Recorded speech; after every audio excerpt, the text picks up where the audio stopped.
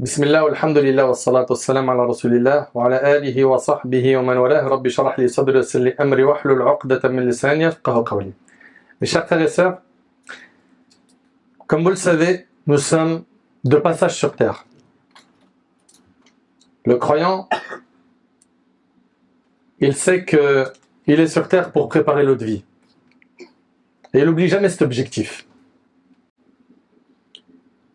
Et le diable déploie énormément d'énergie pour justement nous rendre insouciants et nous faire oublier qu'on a des comptes à rendre le jour du jugement. Le croyant, lorsqu'il meurt, il commence d'abord par une étape qui s'appelle Alamul Barzakh, le monde de la tombe, qui est soit un jardin du paradis ou un trou de l'enfer, wal'iyadhu billah, qu'Allah nous en préserve. Amen. Puis après cela, c'est la résurrection. Allah tabaraka wa ta'ala ordonne à l'ange Israfil de souffler et l'humanité entière est ressuscitée. Ce jour-là, Allah tabaraka wa ta'ala lui a donné beaucoup de noms, le jour du jugement. Allah tabaraka wa ta'ala dit wa anzirhum yawm al-hasra, avertis-les du jour du regret. Il y en a, ils vont regretter. Si seulement sur terre, j'avais mis le paquet. Si seulement sur terre, j'avais fait beaucoup d'ibadat, beaucoup d'adoration. Et donc, le jour du jugement arrive, les gens, comme vous le savez, sont ressuscités nus, n'est-ce pas? D'ailleurs, Aïcha radiallahu anha, l'épouse du prophète sallam, elle a été étonnée de cela. Et elle a dit au prophète sallam, les hommes et les femmes nus, le prophète lui a dit, l'affaire sera bien plus importante que cela, ya Aïcha. Les gens ne penseront pas regarder quelqu'un. Puis, le soleil qui s'approche au-dessus de la tête des gens, n'est-ce pas? Et on sait que certaines personnes seront sous l'ombre du trône d'Allah le jour où il n'y aura d'ombre que la sienne. Tout cela, on connaît, n'est-ce pas? Puis après, Allah tabaraka wa ta'ala t'appelle à comparaître devant lui, Azza wa Jal. Et commence le jugement. Il y a le jugement, il y a la pesée des œuvres sur la balance. Et après la pesée des œuvres, qu'est-ce qui reste? Il reste le fait de traverser As-Sirat. As-Sirat, c'est quoi? C'est ce pont qui est au-dessus du feu de l'enfer. Et aujourd'hui, avec l'aide d'Allah tabaraka wa ta'ala, on va parler uniquement que du Sirat. Donc notre thème aujourd'hui, avec l'aide d'Allah tabaraka wa ta'ala, est le pont du Sirat. Et pour ne pas s'éparpiller, notre thème aujourd'hui, il sera divisé en plusieurs parties. La première partie, c'est le pont du Sirat et l'état des gens autour de lui. La deuxième partie, c'est le dépôt et les liens de parenté qui seront sur les côtés du pont du Sirat. La troisième partie sera comment traversera le Sirat le dernier parmi les musulmans. Et la dernière partie, c'est comment trouver le salut ce jour-là? Comment sauver notre peau? Et mes chers frères et sœurs, là, je ne vais pas vous citer des textes qui sont imaginaires. Ok? C'est le Coran, la sunna du prophète alayhi salatu wassalam, avec la compréhension des pieux prédécesseurs. On va entendre ensemble, bismillah, des textes qui secouent les tripes. Et je vous demande d'être très attentifs et de vous poser la question, ce jour-là, moi, est-ce que la situation me sera facile ou pas? Tu dois te poser la question et tu te dois de te donner les moyens de réussir ce grand examen. Ahibati fillah, mes chers frères et sœurs. As-Sirat, c'est quoi déjà sa définition, son sens linguistique? As-Sirat, le pont, dans la langue arabe, désigne le chemin évident. Ok? As-Sirat, linguistiquement, c'est quoi? C'est le chemin évident. Et dans la religion, istilahan shar'an, c'est quoi exactement le sens du mot Sirat? As-Sirat désigne le pont qui sera étendu au-dessus de la partie principale de l'enfer où passeront les premiers et les derniers. C'est un pont entre le paradis et l'enfer. C'est bien clair? Très bien. Ce pont-là, on retrouve dans la sunna authentique que le prophète alayhi salatu wassalam, a dit que ce pont du Sirat, il est plus fin qu'un brin de cheveux et plus tranchant qu'un sabre. Et on va voir également dans les hadiths que ce pont est glissant. Allahu Akbar. Allahu Akbar. Il est au-dessus de l'enfer. Subhan al-Malik. Donc le prophète alayhi salatu wassalam, il nous dit dans le hadith d'Abi Sa'id al-Khudri rapporté par Muslim qu'il s'agit d'un pont qui est plus fin qu'un brin de cheveux, plus tranchant qu'un sabre. Allah tabaraka wa ta'ala l'étendra au-dessus de l'enfer afin que les croyants passent pour aller au paradis. Et comme vous le savez, les infidèles, eux, seront fait nar. C'est donc un pont, on vous a dit, qui est entre le paradis et l'enfer. Et on doit s'arrêter tout de suite sur un verset que certains ont mal compris. Allah tabaraka wa ta'ala, il nous dit dans sourate Maryam, وَإِن مِّنكُمْ إِلَّا وَارِدُهَا كَانَ عَلَى رَبِّكَ حَتْمًا مَقْضِيًّا. Dans sourate Maryam, Allah tabaraka wa ta'ala, il dit, il n'y a personne parmi vous qui ne passera pas par l'enfer, car il s'agit là pour ton Seigneur d'une sentence irrévocable. La question qu'on doit tous se poser, c'est est-ce que cela signifie que tous les musulmans vont quand même rentrer en enfer avant d'aller au paradis? Allah Ta'ala, il nous dit, il n'y a personne parmi vous qui ne passera pas par l'enfer. Que veut dire ce verset? L'imam Ibn Abi al-Izz al-Hanafi, rahimahullah, dans son commentaire Al-Aqida al-Tahawiyya, il a dit que les exégètes du Coran ont divergé concernant le sens de ce verset. Certains parmi les savants, et c'est un avis fort, ont dit que ici, passer par l'enfer, ça ne veut pas dire y entrer, mais ça veut dire passer au-dessus de l'enfer. Et c'est ce qu'il faudra retenir pour les croyants. Ah ouais? C'est pas obligatoire que tous les musulmans ils passent en enfer. Mais ça, tu l'as lu où? Ben, moi, je pensais que tous les musulmans, ils allaient aller à un moment, puis après, tu l'as lu où? Comme vous le savez, déjà, les comptes, ils sont pesés sur la balance. Après, tu te retrouves soit au paradis, soit en enfer. Au paradis, sans passer par l'enfer, c'est-à-dire sans y entrer. Ok? Et même la personne qui a plus de péché que de bonnes actions, écoutez attentivement, s'il vous plaît. Même la personne musulmane qui a plus de péché que de bonnes actions, le jour du jugement, on ne dit pas, nous, en tant que musulmans, il sera en enfer. Il est sous la volonté d'Allah. À partir du moment où il n'a pas annulé son islam, il est sous la volonté d'Allah. Allah, il peut le pardonner par sa miséricorde et il peut le châtier. Ok? Et il y a une opinion de savants qui dit que al-wurud huwa ad-dukhul, le fait de passer par l'enfer, c'est-à-dire y entrer. Ok? Et l'avis le plus fort à retenir, le premier passage, c'est celui des infidèles qui finiront fait nar. Et il y a le passage de qui? Des croyants. Des croyants, des pieux. Ok? Eux, ils passeront au-dessus de l'enfer sans y entrer. Bi'idhnillahi tabaraka wa ta'ala. Et Allah tabaraka wa ta'ala, il nous dit ثُمَّ نُنَجِّي الَّذِينَ اتَّقَوْا وَنَذَرُ الظَّالِمِينَ فِيهَا جِثِيًّا. Ensuite, nous délivrerons ceux qui étaient pieux. Ceux qui étaient pieux vont être délivrés.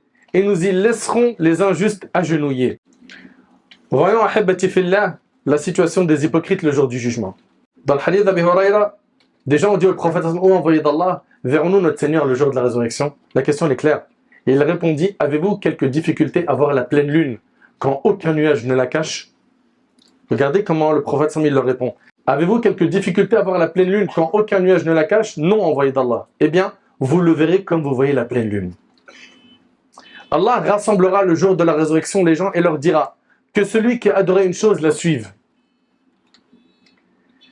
Certains suivront le soleil, d'autres la lune, d'autres les fausses divinités, at-tawarit. Ne resteront que les croyants de cette communauté auxquels seront encore mélangés les hypocrites. Écoutez bien, il restera les croyants de la communauté auxquels seront mélangés les hypocrites. Se présentant à eux sous une forme qu'ils ne lui connaissent pas, Allah leur dira « Je suis votre Seigneur ». Ils rétorqueront « Nous demandons la protection d'Allah contre toi ». Nous ne bougerons pas tant que notre Seigneur ne viendra pas à nous. À sa vue, nous le reconnaîtrions. Allah exalté soit-il se montrera alors à eux sous la forme qu'ils connaissent. Et il dira, écoutez bien, je suis votre Seigneur. Ils diront, certes oui, tu es notre Seigneur, et ils le suivront. Donc les croyants, ils vont suivre leur Seigneur Azza wa Jal. Et les hypocrites se mélangeront à qui? Aux croyants. Et ils suivront les croyants qui eux suivent leur Seigneur Azza wa Jal. Les hypocrites, ils vont penser pouvoir tromper Allah. On s'est camouflé dans le rang des croyants, on s'est caché avec eux, on ne sera pas détecté. Ok? Donc, ils ont trompé les croyants sur terre, et on va parler bien comme il faut de ces hypocrites. Ils ont trompé les croyants sur terre, et vont penser pouvoir faire la même chose le jour du jugement avec le Seigneur des mondes. Donc, ils vont s'infiltrer dans le rang des croyants le jour du jugement. Et ils diront avec les gens de la foi, avec les croyants, ils diront « Na'am, anta rabbuna » oui, tu es notre Seigneur. Allah tabaraka wa ta'ala va faire que d'un seul coup, une obscurité va frapper la terre du jour du jugement. Personne ne verra plus rien. Et ce que je suis en train de vous dire là, je ne l'invente pas. D'accord? Il faut vraiment bien comprendre cela. Personne ne verra plus rien. Personne ne pourra avancer s'il n'a pas quoi? De lumière. Aïcha radhiyallahu anha, elle rapporte que le prophète sallallahu alayhi wa sallam a été interrogé. Où seront les gens le jour où la terre sera changée en une autre terre? De même que les cieux. Il répondit alayhi salatu wa salam, dans l'obscurité avant le pont rapporté par Muslim. Donc il y aura une obscurité avant de passer sur Sirat. Vous suivez? Maintenant, qui dit obscurité dit quoi? Besoin de lumière. On est d'accord ou pas? Allah tabaraka wa ta'ala, il va accorder une lumière aux croyants. Et chacun aura une lumière en fonction de ses bonnes actions. Plus tu auras fait de bonnes actions sur terre, plus tu verras les choses claires le jour du jugement. Moins tu auras assuré, plus ça sera hyper difficile de marcher le jour du jugement. Suivez bien. Ibn Mas'ud radiyallahu anhu, il dit, il y en aura certains qui auront leur lumière comme une montagne. Allahu Akbar. Allahumma ja'alna minhum ya Rabb. Ils auront, subhanallah, une lumière comme une montagne. D'autres, ils auront une lumière qui est l'équivalent d'un palmier dattier. D'autres recevront une lumière de la taille d'un homme. Ça reste quand même une lumière, on est d'accord ou pas? Et certains n'en recevront qu'un tout petit bout sur l'orteil. Écoutez bien, hein. Certains n'en recevront qu'un tout petit bout sur l'orteil qui tantôt s'allume, tantôt s'éteint. Allahu Akbar. D'autres seront enveloppés par l'obscurité de toutes parts. T'arrives à imaginer déjà, c'est difficile. C'est difficile. C'est le jour du jugement. On voit rien. Il y a l'enfer. Il y a le pont du Sirat. Allah tabaraka wa ta'ala, il dit يَوْمَ لَا يُخْزِي اللَّهُ النَّبِيَّ وَالَّذِينَ آمَنُوا مَعَهُ نُورُهُمْ يَسْعَى بَيْنَ أَيْدِيهِمْ وَبِأَيْمَانِهِمْ يقولون رَبَّنَا أَتْمِمْ لَنَا نُورَنَا وَاغْفِرْ لَنَا إِنَّكَ عَلَى كُلِّ شَيْءٍ قَدِيرٌ. Dans Sourate At-Tahrim, Allah Ta'ala il dit, le jour où Allah épargnera l'ignominie au prophète, il ne sera pas humilié, alayhi salatu wa salam. Et à ceux qui croient avec lui, et les croyants aussi, ils ne seront pas humiliés le jour du jugement. Leur lumière courra devant eux, et à leur droite, ils diront, Seigneur, parfais-nous notre lumière et pardonne-nous, car tu es omnipotent. Allah tabaraka wa ta'ala distribuera donc ses lumières aux gens de la foi en fonction de leurs bonnes actions dans la vie d'ici-bas. Allah tabaraka wa ta'ala il dit يَوْمَ تَرَى الْمُؤْمِنِينَ وَالْمُؤْمِنَاتِ يَسْعَى نُورُهُمْ بَيْنَ أَيْدِيهِمْ وَبِأَيْمَانِهِمْ بُشْرَاكُمُ الْيَوْمَ جَنَّاتٌ تَجْرِي مِنْ تَحْتِهَا الْأَنْهَارُ خَالِدِينَ فِيهَا ذَلِكَ هُوَ الْفَوْزُ الْعَظِيمُ. Dans Sourate Al-Hadid, Allah Ta'ala il dit, le jour où tu verras les croyants et les croyantes, leur lumière courant devant eux, et à leur droite, on leur dira. Donc ils ont la lumière. Ils sont à l'aise le jour du jugement. Le jour où tu verras les croyants et les croyantes, leur lumière courant devant eux, et à leur droite, on leur dira, voici une bonne nouvelle pour vous aujourd'hui. Des jardins sous lesquels coulent les ruisseaux pour y demeurer éternellement. Tel est l'énorme succès. Allah Akbar. Le jour du jugement, il leur a dit ça. T'as pas envie d'entendre ça, mon frère? Ma sœur, t'as pas envie d'entendre ça? Mais ça, il y a un prix à payer. Il y a un prix à payer. Le prophète alayhi salatu wassalam a dit, la marchandise d'Allah vaut cher, et la marchandise d'Allah c'est le paradis. Il faut que tu payes le prix, il faut que tu sacrifies, il faut que tu fasses des efforts, il faut que tu adores Allah comme il le veut, pas comme toi tu veux. Certains ils veulent une religion sur mesure en fonction de ses passions.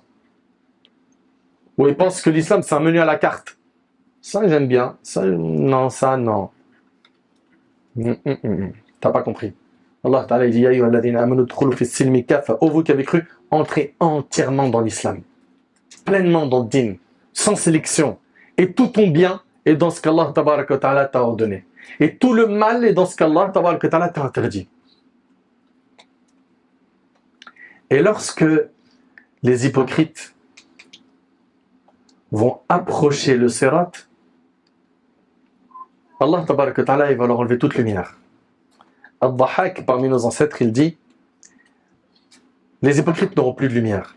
Et là, va se distinguer deux catégories de personnes, les hypocrites et les croyants. Lorsque les croyants verront que la lumière a disparu autour des hypocrites, ils vont avoir hyper peur. Ils vont avoir peur. Ça fait peur. Ils n'ont pas encore traversé le pont du Sirat. Et ils diront Rabbana, atmim lana nourana, waghfir lana innaka ala kulli shay'in qadir. Ils diront Seigneur, parfais-nous notre lumière et pardonne-nous car tu es omnipotent. Et à ce moment-là, les hypocrites qui seront dans les ténèbres, l'obscurité totale, verront la lumière des gens de la foi. Ils vont les voir passer au-dessus du pont du Sirat. Et là, qu'est-ce qu'ils vont faire, les hypocrites? Ils vont appeler les gens de la foi, les croyants.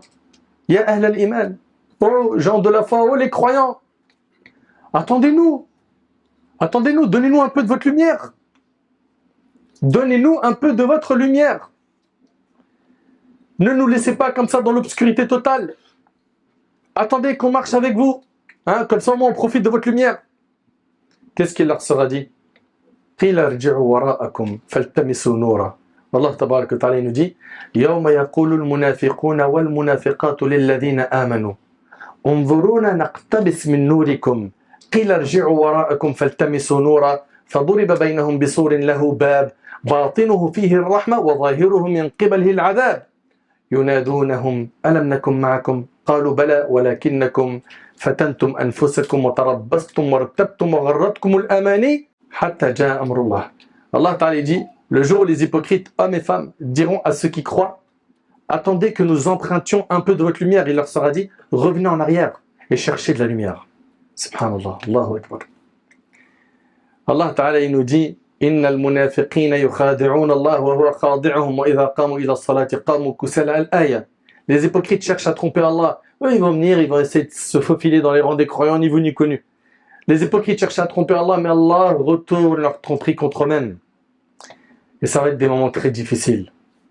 Il leur sera dit, revenez en arrière et cherchez de la lumière. C'est alors qu'on élèvera entre eux une muraille. Entre les croyants et les hypocrites, il y a une muraille.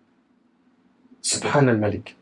Déjà que c'est dur pour eux, là maintenant, ils ne voient plus les croyants.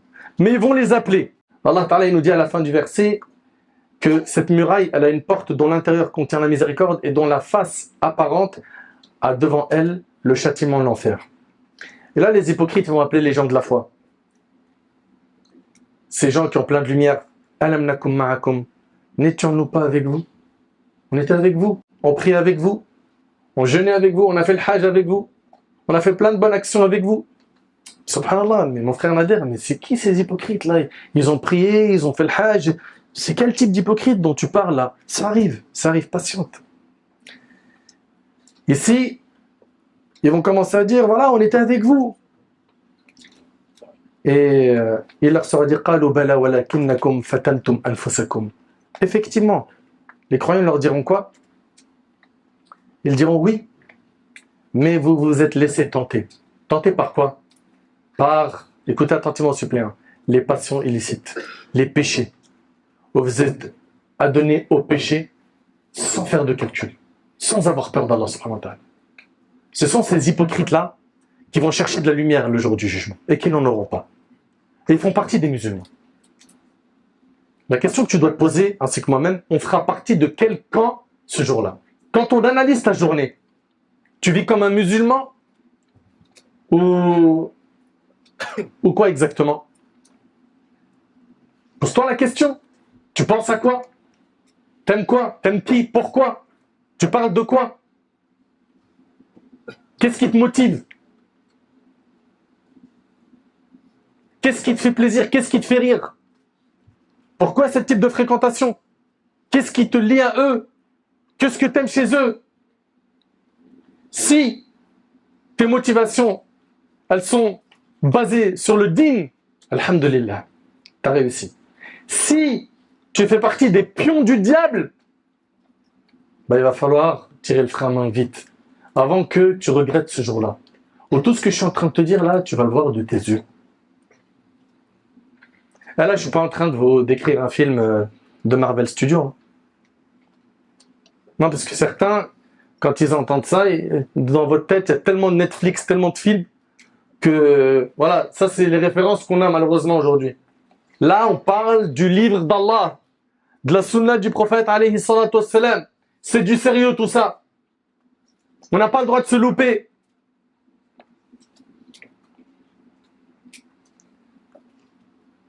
N'étions-nous pas avec vous? Leur crieront-ils? Oui, répondront les croyants. Mais vous vous êtes laissé tenter et vous avez comploté. Comploté contre qui? Contre les croyants. Vous avez fait du mal aux croyants. Vous avez attaqué les croyants de l'intérieur. Allahu Akbar. Et vous avez douté. Vous avez douté du jour du jugement. Douté du sirat. Douté de l'enfer. Vous en avez eu plein de rappels sur tous ces sujets. Mais il y avait le doute. Vous n'étiez pas certain.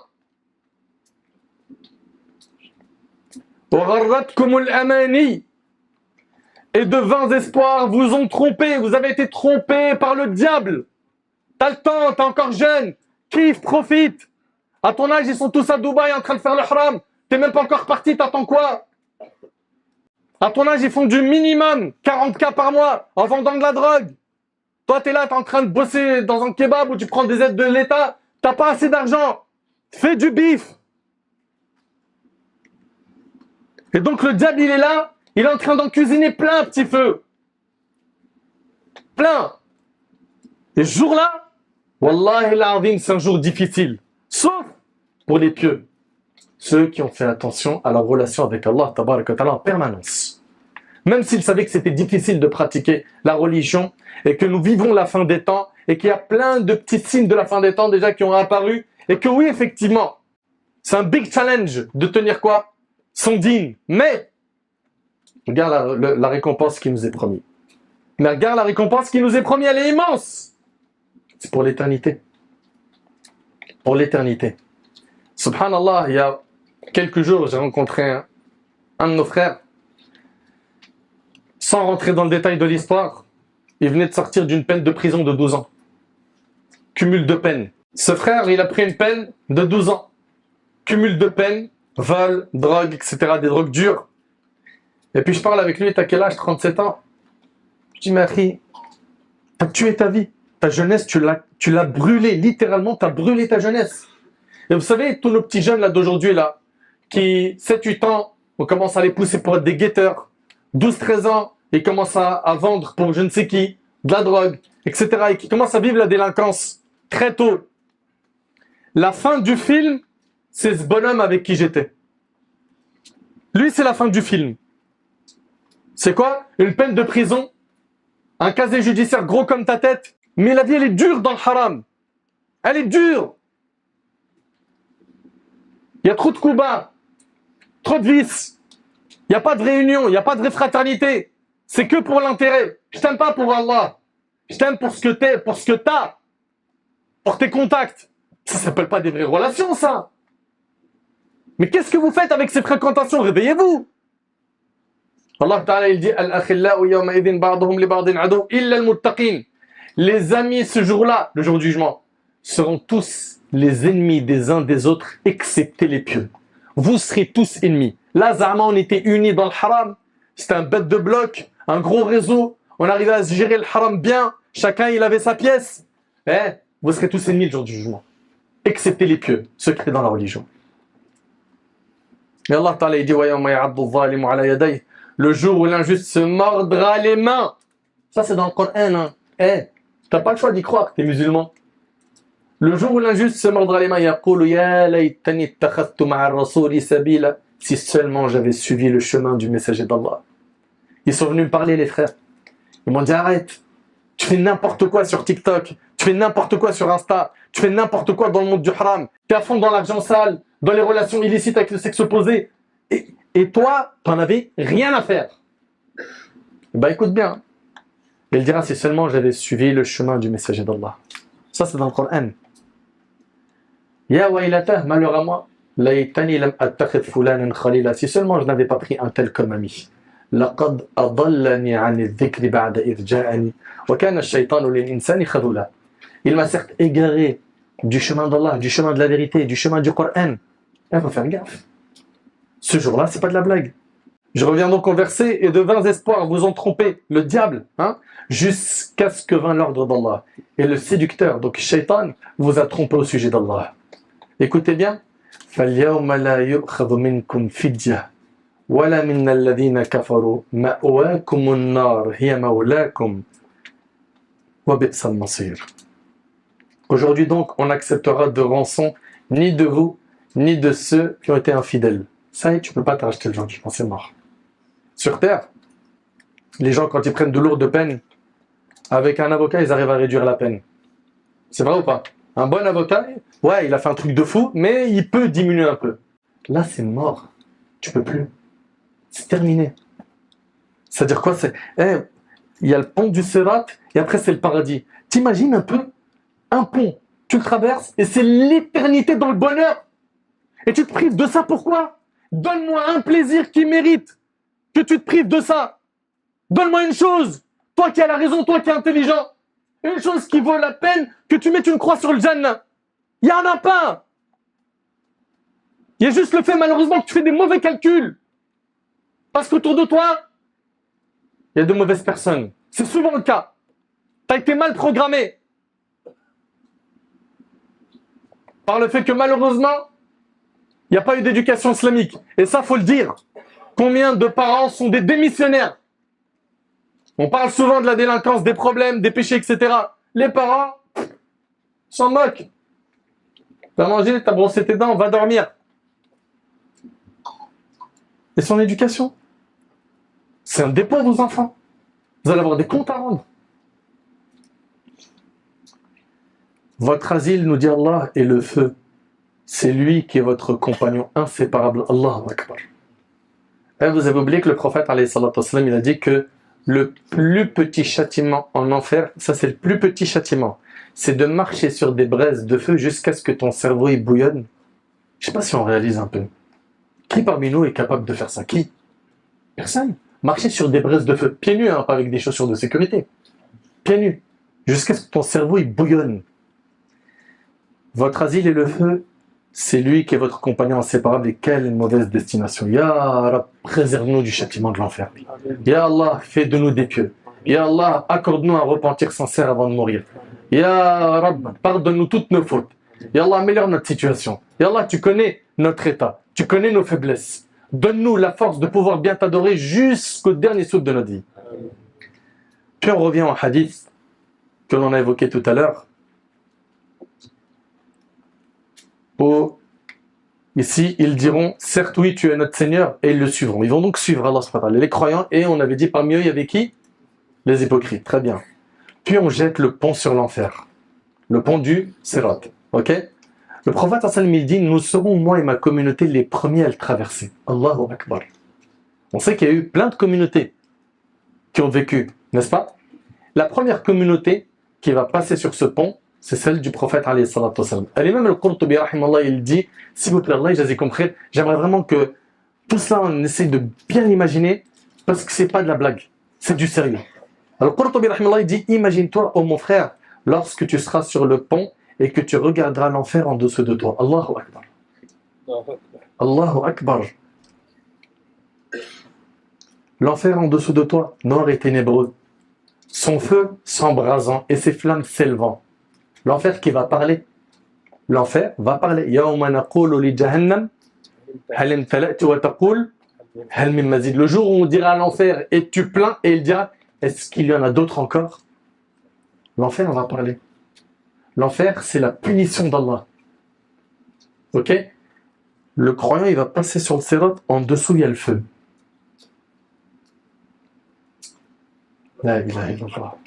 Ibn Abbas, radiyallahu anhuma, il rapporte que le prophète, alayhi salatu wassalam, a dit: nous sommes la dernière communauté. On est bien la dernière. Ça y est, il n'y a plus de prophète après Mohammed, alayhi salatu wassalam. Vous le savez, ça? C'est le sceau des prophètes. Le prophète, il dit: nous sommes la dernière communauté et nous serons la première à être jugée le jour du jugement. L'on entendra: où est la communauté illettrée et son prophète? Nous sommes donc à la fois les derniers et les premiers à être jugés. Les premiers également qui passeront sur le pont du Sirat. Ibn Abbas, il dit, Allah yajazikum khair, s'il vous plaît, méditez sur ces paroles, méditez-les. Ce qu'on est en train de vous dire, c'est du sérieux. Ibn Abbas, il dit, les communautés précédentes nous offriront alors un chemin et nous y passerons illuminés par une lumière blanche grâce aux traces des ablutions. Allahu Akbar. C'est par ces traces de ces ablutions-là que tu seras reconnu par notre bien-aimé Mohammed. Sallallahu alayhi wa sallam. On en est où avec la prière? Pourquoi je dis la prière? Parce que qui dit prière dit ablution, n'est-ce pas? T'en es où toi avec ta salat? Hein? T'en es où? Les 5 prières, ça c'est non négociable. Non négociable. Peu importe la situation que tu vis, dabbar rasak. La prière, c'est non négociable. Et plus tu vas lui accorder de l'importance, plus tu auras de la valeur auprès de ton Seigneur Azza wa Jal. Moins tu lui accordes d'importance, plus tu t'exposes à beaucoup de dangers, sur terre et dans l'au-delà. Il y en a plein, ils se disent: mais je comprends pas. Cocktail de galère, cocktail d'épreuve. Tu pries même pas. Tu as coupé ton lien avec ton Seigneur. Comment? Ouais, mais tu sais pas ce que je fais comme péché. Combat ces péchés et commence la prière. Et par le biais de cette prière, invoque Allah et demande à Allah de te débarrasser de ces péchés. Inna salata tanha anil fahsha'i wal munkar. La prière, elle préserve des turpitudes et du blâmable. Les communautés précédentes nous offriront alors un chemin et nous y passerons illuminés par une lumière blanche grâce aux traces des ablutions. Les communautés diront alors sur la terre de la résurrection, écoutez bien s'il vous plaît, les communautés diront alors sur la terre de la résurrection, peu s'en faut pour que les gens de cette communauté ne soient tous des prophètes. Subhan al-Malik. Le prophète, alayhi salatu wassalam, il dit, on continue le long hadith, nous serons, moi et ma communauté, les premiers à le traverser. Ce jour-là, la ilaha illallah. Ce jour-là ne prendront la parole que les messagers. Il n'y aura que les messagers d'Allah qui parleront yawm al-qiyamah. Ils ne cesseront de dire Allahumma sallim sallim. Ô Seigneur, accorde le salut, accorde le salut. Qui fait cette dua? Qui? Les messagers. Pourquoi? C'est un jour dur. On n'a pas le droit de se louper ce jour-là. Nous, en tant que croyants, on y croit dur comme fer. Au jour du jugement, il n'y aura que les messagers qui vont parler et leur dua sera Allahumma sallim sallim. Sur le pont se trouveront des crochets semblables aux épines du chardon. Donc déjà, c'est un pont, il est fin. Oui? On est d'accord ou pas? Il s'agit d'un pont qui est plus fin qu'un brin de cheveux, plus tranchant qu'un sabre. On va voir après dans un texte qu'il est glissant. Et en plus de cela, le prophète me dit, sur le pont se trouveront des crochets semblables aux épines du chardon. C'est quoi exactement l'épine du chardon? Ici, le chardon, c'est une plante avec des épines tranchantes. Ok? C'est-à-dire quoi? C'est-à-dire que finalement, ces crochets-là, ils seront tranchants. Le prophète, sallallahu alayhi wa sallam, il dit, avez-vous vu un chardon? Les gens dirent oui au messager d'Allah. Il dit, eh bien, ces crochets ressemblent aux épines du chardon, sauf que seul Allah en connaît les dimensions. Allahu Akbar. Ils zappent les gens selon leurs œuvres. C'est-à-dire, ils attrapent les gens selon leurs œuvres. Les croyants seront du fait de leur labeur sauf. Les croyants, les pieux, ils auront cartonné. Ils vont arriver le jour du jugement. Ça y est, ça va être facile pour eux. D'autres seront frappés jusqu'à ce qu'Allah les sauve. Voyons ensemble, mes frères, mes sœurs, l'intercession des croyants en faveur des gens de l'enfer. L'intercession des croyants en faveur des gens de l'enfer. Abu Sa'id al-Khudri, radiyallahu anhu, dans ce long hadith qui est rapporté par Bukhari Muslim, il rapporte que les gens diront, notre Seigneur, nos frères, ils prient avec nous. C'est des musulmans, ils prient avec nous. Ils sont maintenant en enfer. Ils jeûnaient avec nous. Ils œuvraient avec nous. Allah dira, allez donc. Et ça, c'est l'intercession des croyants. Allez donc, celui que vous trouverez et qui porte dans son cœur le poids d'une pièce de foi, faites-le sortir. Faites-le sortir de l'enfer. Donc ça s'appelle l'intercession des croyants. Allah préservera leur aspect du feu. Quand ils se rendront auprès d'eux, certains auront baigné dans le feu jusqu'aux pieds, d'autres jusqu'à la moitié de leurs jambes. Ils en sortiront ceux qu'ils reconnaîtront avant de revenir. Il leur dira, allez donc, celui que vous trouverez et qui porte dans son cœur le poids d'une demi-pièce de foi, faites-le sortir. Au début, c'était une pièce de foi. Ok, là maintenant, c'est une demi-pièce de foi. Ils en sortiront donc ceux qu'ils reconnaîtront avant de revenir. Il dira, Azza wa Jal, allez donc, celui que vous trouverez et qui porte dans son cœur le poids d'une minuscule fourmi de foi, un atome de foi, faites-le sortir. Et ils en sortiront donc ceux qu'ils reconnaîtront. Abu Saïd radiallahu anhu a dit, si vous ne me croyez pas, lisez Inna Allah la yadhlimu mithqala dharra wa in taku hasanatan yudha'ifha wa yu'ti min ladunhu ajran 'azima. Certes, Allah ne laisse personne. Allah, il est injuste envers personne. On sera jugé avec justice et équité à Al-Qiyamah, t'inquiète pas. Fût-ce du poids d'un atome. Certes, Allah ne laisse personne, fût-ce du poids d'un atome. Si il est une bonne action, il la double et accorde une grosse récompense de sa part. Écoutez bien ce plan. Les prophètes, les anges et les croyants intercéderont. Et Al-Jabbar, Allah tabarak wa ta'ala dira, il reste mon intercession. Allahu Akbar. Allahu Akbar. Ils sont en enfer. Et Allah, il va intercéder pour eux. Il reste mon intercession. Il saisira une poignée en enfer et en fera sortir des gens déjà carbonisés. T'entends le terme? Carbonisés. Ils seront jetés dans une rivière située au bord du paradis appelée Narul Haya, le fleuve de la vie. Et ils repousseront sur ses bords comme un grain de pouce dans l'écume d'un torrent. Vous pouvez les voir du côté de l'arbre et du côté du rocher. La face tournée vers le soleil est verte et celle tournée vers l'ombre est blanche. Ils sortiront comme des perles et l'on mettra des colliers gravés à leur cou. Ils entreront au paradis et ses habitants diront, ce sont les affranchis du miséricordieux. Il les a fait entrer au paradis sans qu'ils n'aient fait aucune œuvre ni aucun bien. On leur dira, vous avez ce que vous avez vu et l'équivalent. En plus, le hadith, il est dans Bukhari et Muslim. Rapidement, mon cher frère Nader, on aimerait avoir la description de ce pont. Dans le hadith d'Abi Saïd, qui est rapporté par Muslim, le prophète il dit, puis on amènera le pont que l'on dressera au milieu de l'enfer. Nous dîmes, ô messager d'Allah, qu'est-ce que le pont? C'est quoi Sirat? Il dit un endroit glissant. On l'avait dit tout à l'heure, hein, que le pont il est glissant. Un endroit glissant, doté de crochets et d'une grande épine crochue, que l'on trouve au Najd qui s'appelle As-Sa'dan. Le croyant il passera, alors là je vous demande votre attention, le croyant il passera sur ce pont comme un clin d'œil. D'autres, comme l'éclair, comme le vent, comme les chevaux pur sang, et comme l'homme sur sa monture. Et selon vous, ça sera selon quoi tout ça? Ouais. Selon les œuvres. Il y en a sur terre, dès qu'ils entendaient il faut faire le bien, c'était les premiers. Eh ben, ces gens-là, qui étaient sabbaqin fil khayr, les premiers à faire le bien, comme un clin d'œil, comme un éclair. Le jour du jugement, il passe. C'est-à-dire quoi comme un clin d'œil? Un clin d'œil, c'est-à-dire lui, il va pas marcher, il va voir l'enfer et tout ce spectacle affreux.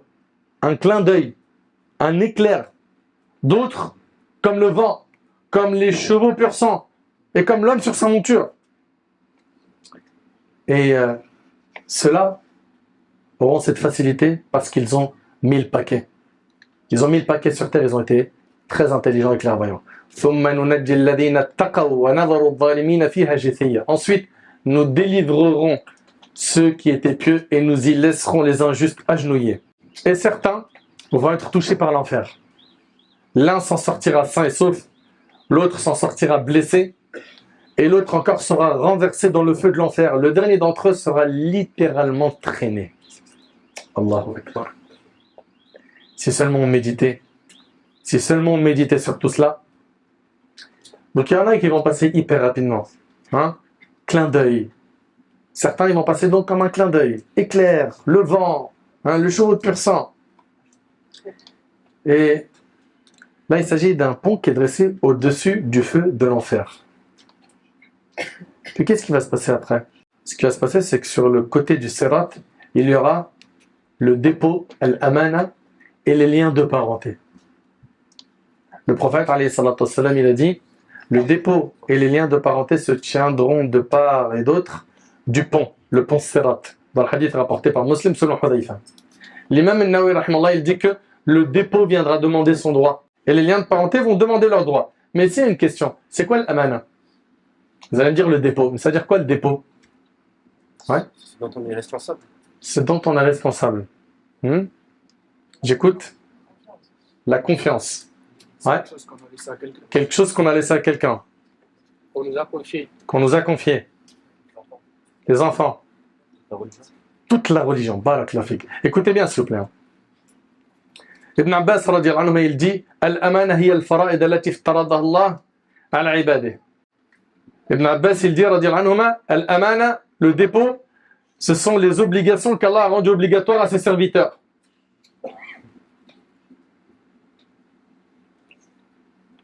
Et Abu al-Aliya, il dit Al-amana hiya ma umiru bihi wa ma nuhu anhu. Ce sont les obligations qu'on a reçues et les interdits qu'on a reçus. Et Al-Hassan al-Basri rahimahullah, et ce qu'il a dit est d'une grande éloquence, il a dit Al-amana hiya ad-din. Le dépôt c'est la religion. Fad-din kulluhu amana. La religion entière est un dépôt. L'adoration est un dépôt. La zakat, c'est un dépôt. La prière, c'est un dépôt. Le jeûne, c'est un dépôt. Le hajj, c'est un dépôt. Tes membres sont un dépôt. Ton statut, ton rang social aujourd'hui, c'est un dépôt. L'argent que tu possèdes, c'est un dépôt. Ton épouse est un dépôt chez toi. Les enfants également. La science que tu possèdes. Donc tout ça, c'est des dépôts. Ok, Allah Ta'ala, il nous dit quoi? Ya ayyuhalladhina amanu la takhunu Allah wa rasul wa takhunu amanatikum wa antum ta'lamun. Oh vous qui croyez, ne trahissez pas Allah et le messager, ne trahissez pas sciemment la confiance qu'on a placée en vous. Ici, ça a été traduit par la confiance, al-amana. Ok? Et dans le hadith rapporté par l'imam al-Bukhari, selon Abu Huraira, un jour, alors que le prophète sallallahu discutait avec les compagnons, un bédouin vint et dit, et s'il vous plaît, soyez attentifs. Le bédouin, il vient voir le prophète sallallahu il lui dit, quand viendra l'heure? C'est quand le jour du jugement? Le prophète sallallahu continua sa discussion sans répondre au bédouin. Lorsqu'il a terminé sa discussion, il demanda après le bédouin, qui l'a questionné sur l'heure, il dit, où est le questionneur sur l'heure? Le bédouin dit, je suis là au messager d'Allah. Le prophète sallallahu a dit, quand le dépôt confié ne sera plus respecté, attends-toi alors à la venue de l'heure. Allahu Akbar. Allahu Akbar. Et vous avez entendu le sens de l'amana, c'est quoi? Ça englobe tout. Quand le dépôt confié ne sera plus respecté, attends-toi alors à la venue de l'heure. Est-ce qu'aujourd'hui, ce dépôt qui est notre religion a été respecté? On se regarde dans les yeux, on se dit la vérité. Hommes et femmes.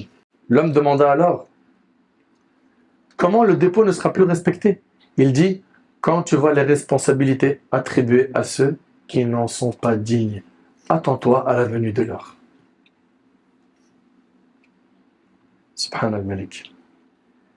Et on vit une époque où les dépôts ont été confiés à ceux qui ne le méritent pas.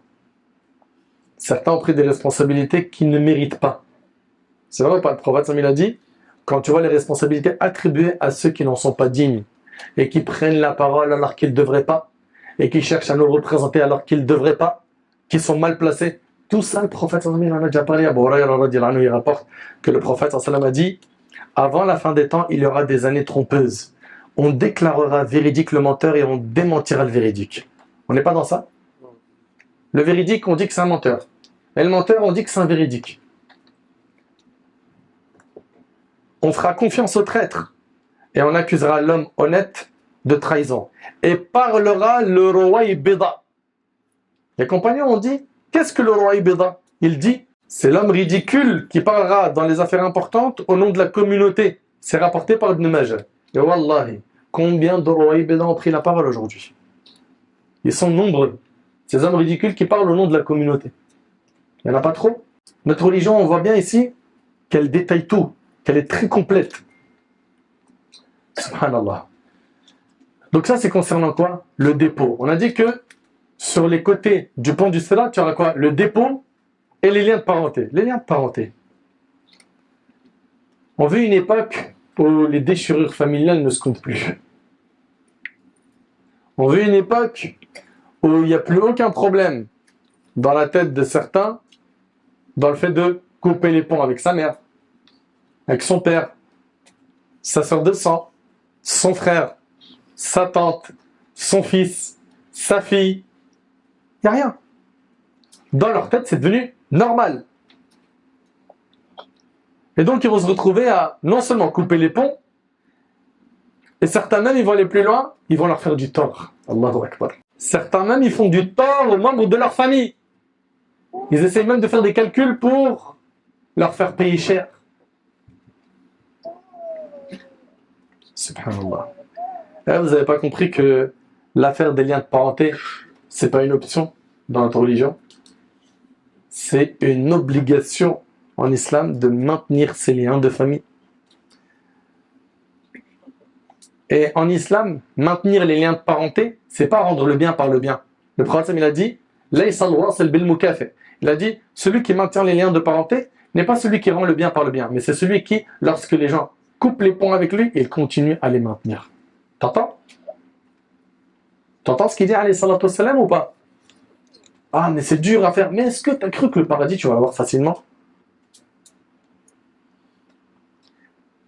Dans le hadith rapporté par l'imam Bukhari, Muslim Abu Huraira rapporte que le prophète a dit, Allah a créé les créatures. Quand il finit de les créer, le lien de parenté se leva et dit, c'est l'occasion de demander protection contre le mauvais traitement. Donc le lien de parenté a dit, c'est l'occasion de demander protection contre le mauvais traitement, contre la rupture des liens de parenté. Allah a dit, oui. Et Allah s'est adressé au lien de parenté. Il lui a dit, acceptes-tu que je reste lié à celui qui te respecte et que je romps avec celui qui te rompt?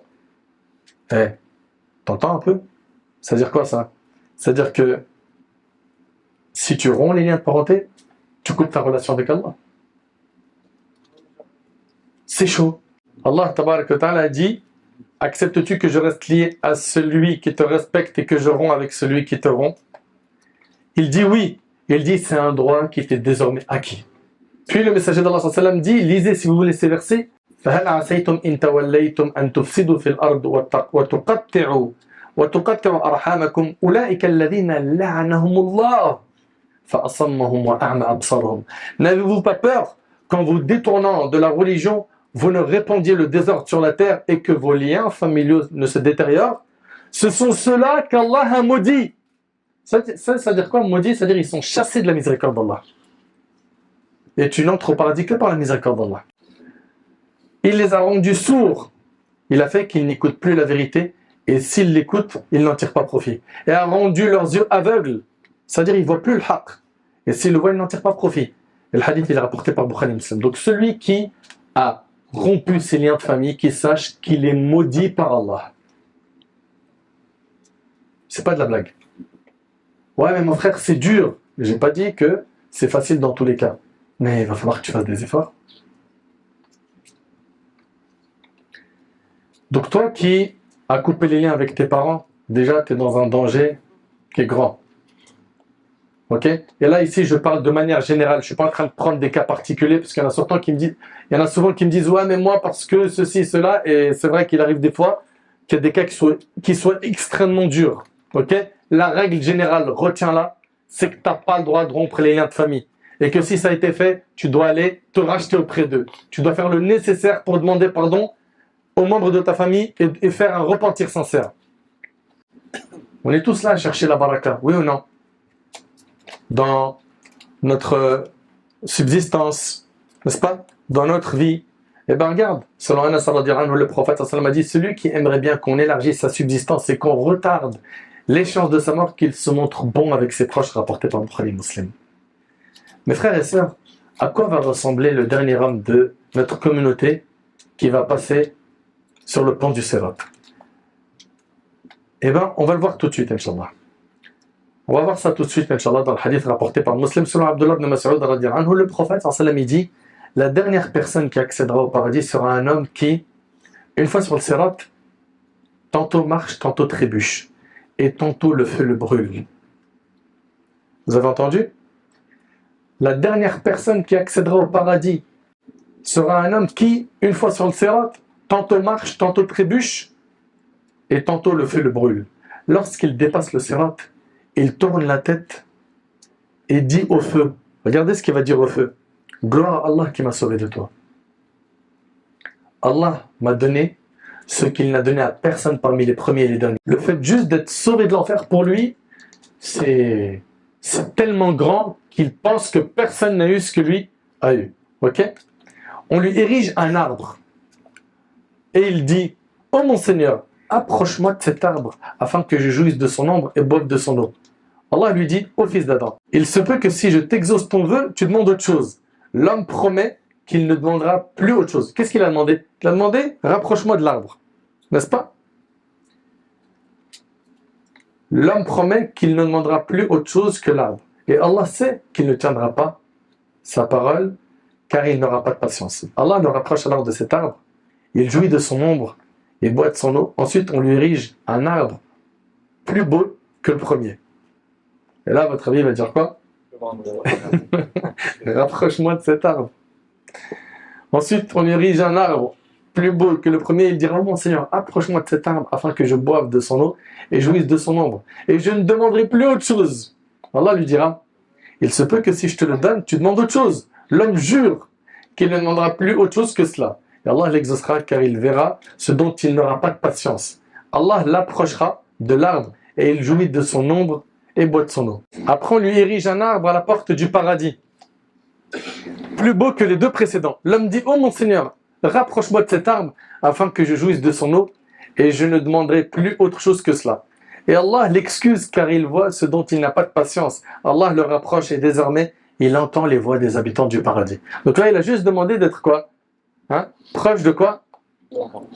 De la porte du paradis. Ok? Et là donc, il entend les voix des habitants du paradis. Et il dit, oh mon Seigneur, fais-moi y rentrer. Alors Allah lui dit, oh fils d'Adam, qu'est-ce qui met fin à tes demandes? Bon, on voit bien que le serviteur, là ici, on voit bien que le fils d'Adam, il fait que de demander. On voit ici qu'il multiplie les demandes. Seras-tu satisfait si je te donne ce qui équivaut au monde 2 fois? Tu as vu cette dunya-là? Je t'en donne son équivalent 2 fois. Il dira, oh mon Seigneur, tu te moques de moi alors que tu es le Seigneur des mondes. Le hadith est rapporté par Muslim. En citant ce passage du hadith, Ibn Mas'ud rit et dit, voulez-vous savoir de quoi est-ce que je ris? Ils dirent, de quoi ris-tu? Il répondit, c'est ainsi que le messager d'Allah a ri, alayhi salatu wassalam. Et on lui demanda, de quoi ris-tu? Au messager d'Allah, il répondit, du rire du Seigneur des mondes lorsque l'homme dit, tu te moques de moi alors que tu es le Seigneur des mondes. Et Allah lui répond, je ne me moque pas de toi, plutôt je suis capable de toutes choses. Le hadith, il est rapporté par l'imam Muslim. Allahu Akbar. Subhanallah. On a entendu beaucoup de choses sur le sirat. La question qu'on doit se poser maintenant, et c'est avec ça qu'on conclut, comment faire pour se mettre à l'abri ce jour-là?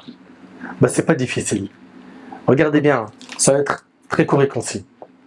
Sur terre, il y a un sirat. Sur terre, il y a un chemin. Ok? Si tu le prends, ça va te permettre de passer le pont du sirat rapidement. C'est quoi? C'est le chemin de la droiture. C'est le chemin du din. Toute personne qui sera droite sur terre, facilement, elle pourra traverser ce pont. Donc, sois droit sur ce pont qui est la dunya pour pouvoir passer facilement le pont de l'au-delà qui est quoi? As-sirat. Dans toutes les rak'ah, on dit quoi? Ihdina as-sirat al-mustaqim, n'est-ce pas? Guide-nous sur le droit chemin. Donc voilà. Le chemin, il est connu. Allah tabaraka wa ta'ala nous a envoyé un prophète. C'est notre modèle. On suit donc le chemin d'Allah et du prophète alayhi salatu wassalam. Rapidement, on aura accès au paradis. Vous avez entendu, certains ils vont passer comme un éclair, un clin d'œil, la vitesse du vent, etc. etc. J'implore Allah tabaraka wa ta'ala de me faciliter ainsi que vous Le jugement, j'implore Allah tabarak wa ta'ala de nous accorder un jugement facile, de nous accorder une bonne fin, qu'Allah tabarak wa ta'ala nous accorde une bonne compréhension de notre religion, qu'il nous accorde la piété, qu'il nous accorde la sincérité, qu'Allah subhanahu wa ta'ala nous donne une bonne fin. Sallallahu tabarak wa ta'ala yanfa'ni bima qult wa yanfa'akum bima sami'tum. Hadha ma a'lam wallahu azza wa jalla a'la wa a'lam. سبحانك اللهم بحمدك أشهد أن لا إله إلا أنت أستغفرك وأتوب إليك وآخر دعوانا أن الحمد لله رب العالمين. بارك الله فيكم والسلام عليكم.